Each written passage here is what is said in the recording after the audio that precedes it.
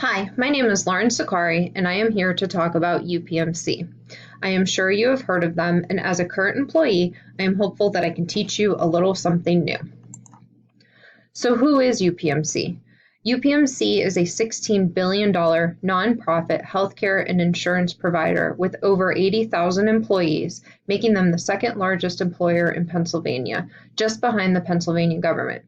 They have 30 hospitals, over 600 doctors' offices, and more than 4,600 employed physicians. They have been ranked number 1 in Pittsburgh and number 14 overall nationally by the Best Hospitals Honor Roll. Last year, they also had over $900 million in community contributions, which includes things like Pittsburgh Promise Scholarship Program and uncompensated care. If it's hard to imagine just how big UPMC is, here are some numbers to put things into perspective. In 1 year, UPMC will use 36 million alcohol prep pads, 27 million syringes, 8 million isolation gowns, and help over 22,000 patients from around the world. A large part of UPMC is their health insurance services division, which has 3.4 million members and growing, and is currently the largest health insurance provider in Western Pennsylvania. Pretty impressive for only being in the insurance business for a short period of time. There is also the UPMC Enterprises, which are companies which UPMC has partial ownership in. The mission of UPMC Enterprises is to create products and businesses that make life-changing medicine happen. They focus on companies who are committed to transitional science and technology solutions. These companies range from A-Lung, who is focused on addressing acute respiratory failure, Health Catalyst, whose products offering include data, decision support, and analytics, including cost management. Ovation, which is a revenue cycle services company, Prodigo, who is a supply chain solutions company focused on supply chain efficiencies, and Vivify Health, who has an end-to-end remote care management solution.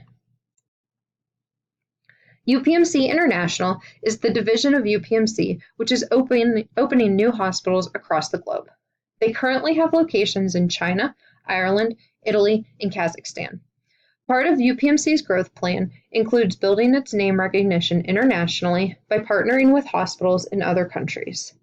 UPMC International has the ability to transfer knowledge, participate in technology sharing, as well as sharing of expertise and educational resources. This is an important part of not just advancing healthcare, but also continuing with their strategy of innovation to have access not just to specialists in Pennsylvania, but also those in other countries. An additional advantage to UPMC International is the ability to then funnel patients through UPMC Global Care, which gives patients access to UPMC from around the world. UPMC Global Care provides care to those who would not otherwise have access to advanced health care in their country. They provide help with coordinating, planning, pre-arrival, care delivery, and post-discharge, along with providing a single invoice for everything, which also includes these patient hospitality services. The mission of UPMC is to serve our community by providing outstanding patient care and to shape tomorrow's health system through clinical and technological innovation, research, and education. The word innovation is something that you will hear a lot from UPMC. Next, their vision and values. Their vision is that UPMC will lead the transformation of healthcare. And their values are listed as quality and safety, dignity and respect, caring and listening, responsibility and integrity, and excellence and innovation. UPMC's current strategy was announced in November of 2017 during a large press conference in which they unveiled plans to build 3 new specialty hospitals. Jeffrey Romoff, the CEO of UPMC, announced, "We desire to become the Amazon of healthcare." A member of the board of directors followed this statement up with, "Tomorrow's UPMC, we are confident, will not only be the best in class, it will in fact have created a class virtually unto itself."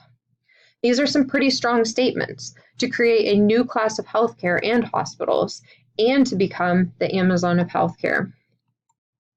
So has UPMC set itself up to strive towards this lofty strategic goal? Let's look at Amazon. On their website, they very clearly and boldly state, "We pioneer. We're a company of pioneers. It's our job to make bold bets, and we get our energy from inventing on behalf of customers." To be a pioneer, one must be innovative, which is exactly what UPMC strives for.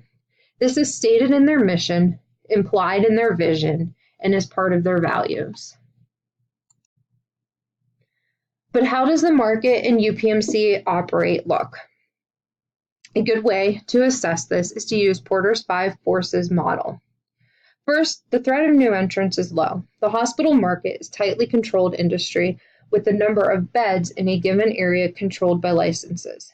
Currently, in the area in which UPMC does business, and especially in Pittsburgh, there are no more licensed beds to be issued, which means if a company wants to compete against UPMC, they will need to purchase an existing hospital.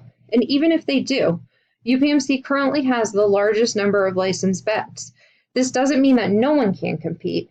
One of UPMC's competitors, Highmark Health or Allegheny Health Network, recently signed a partnership agreement with Johns Hopkins to focus on cancer care, among other things.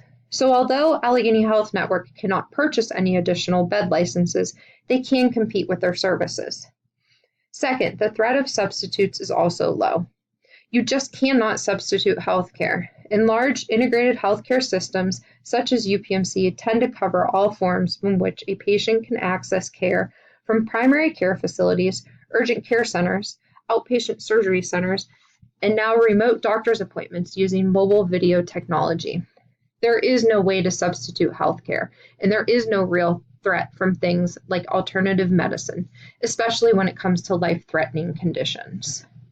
Third, the bargaining power of buyers. This is mixed. Traditionally, patients have not always had much of a choice in Pittsburgh. Less than 10 years ago, the only real choice for healthcare insurance was Highmark Insurance, and for hospitals, it was UPMC. Although both still dominate in their respective divisions, UPMC ended their relationship with Highmark Insurance. UPMC now has their own insurance company, and they have also welcomed other national health insurance providers to the Pittsburgh area. This created more competitive pressure on Highmark Insurance and on UPMC's hospitals because this forced consumers to pick one or the other, or a national healthcare provider. Once a consumer has picked either Highmark Insurance or UPMC insurance, they must stick with those respective hospitals, making it extremely expensive to switch in the middle of their contract. This new competition also puts more power into the hands of the consumer, who may now demand lower insurance pricing. When the consumer demands lower insurance premiums, the insurance companies demand lower charges from the hospitals, which again squeezes their bottom line. The bargaining power of suppliers, again, this is mixed. Although UPMC is a dominant health system, they can only demand so much from their suppliers. In the case of commodity-type items, say gauze or gowns, UPMC does have more power to dictate their pricing. For these types of items, they will typically go with the lowest cost supplier. But when it comes to more complicated products, say things used by surgeons during actual procedures, these are considered more doctor preference items, and if a supplier knows that a UPMC surgeon prefers their product, they are able to charge higher prices and have more power in this sense. And last, rivalry among existing competition is high. Competition between UPMC and Highmark Health is high, and this is evident in the way pricing has come down. New products and services are being offered, advertising campaigns are numerous, and the two systems have improved their services overall. When Highmark Health owned the insurance marketplace in Pittsburgh, they could dictate what consumers paid and what they paid the hospital system. UPMC and then independently owned Allegheny Health Network were at the mercy of Highmark and what they were willing to pay. Consumers had no choice but to purchase Highmark Insurance because that was virtually all that was offered, so they had to pay what Highmark Insurance charged. Highmark Health purchased Allegheny Health Network, and UPMC was forced to end their relationship with Highmark Insurance. And this suddenly brought real competition, which lowered prices for consumers. As stated above, UPMC's current main competition is Highmark Health, which is made up of Highmark Insurance and Allegheny Health Network. As UPMC has grown out east, they are encountering new competition, which is mainly Geisinger Medical. And as a smaller hospital system, but still competition, is St. Clair Hospital. So, with all of this being said, how is UPMC doing? They're doing really well. Everything is up for them. They have an average annual revenue growth rate of about 12% and an average annual growth rate in employees of 7%. Their growth is strong and consistent. They have also consistently been ranked in the top 20 hospitals of the U.S. News & World Report Honor Roll. So then what does the industry look like that UPMC operates in? Well, there are over 5,500 hospitals in the United States, with 400 of those considered academic centers like UPMC. Currently, U.S. spending on healthcare is at about $3.5 trillion, which is over 17% of the GDP. This number is expected to increase by 5.3% in 2018. The average operating margin for a hospital is 8.1%. UPMC operates with margins of less than 2%. Due to these tight margins, Moody's has given the healthcare industry a negative outlook. Part of the reason for these tight margins is the introduction of the Affordable Care Act in 2010. This new law meant a lot of changes for hospitals and the healthcare industry. The main change was the decrease in reimbursement rates, but the increase in patients, because now everyone must carry health insurance or pay a fine. There has also been a change in competition for UPMC, locally with Highmark Health, and then the newer hospital locations east of Pittsburgh. This increase in competition means a squeeze in revenues for UPMC, because this type of competition has driven down prices of both insurance and care. There has also been a decrease in hospital admission rates nationally. Revenues are also declining nationally due to higher deductible insurance plans, which are requiring consumers to have to pay more for their care, in turn causing them to look for lower cost options.